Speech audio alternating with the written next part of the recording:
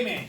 Number 2, mdumiseni ngenxa yezenzo zakhe zamandla. Nimdumise ngenxa yobukhosi bakhe obukhulu.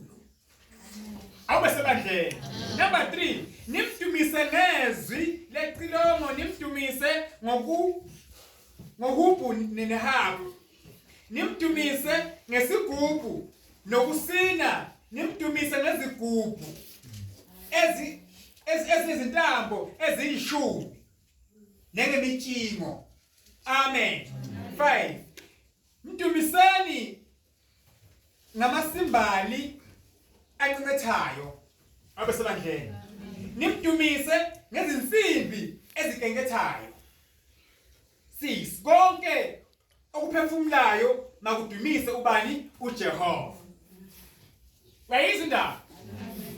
Ithi iBhayibheli mdumiseni ngendlela ezahlukahlukene.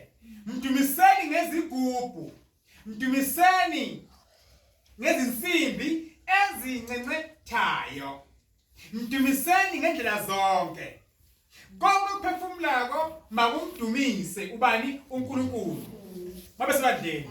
Ungakuba 150 verse 5 ugcina kubani? ku6. Inkosi mayini ku6. Mdumise ngeyakho indlela. So umuntu ushaya keyboard instrument makangagcekwa. Umuntu ushaya isigubhu makangagcekwa. Umuntu ushaya ipalapala makangagcekwa.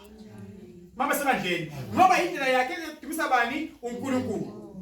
So uthi kini bazalwane kaNkulunkulu, mdumiseni ngenxa yamandla akhe nobukhulu bakhe abenza empilweni yakho, noma ngithi ke abenza kumndeni wakho. Uthi uNkulunkulu ngalokho ke mdumise njalo. Nkosi mayini ku6.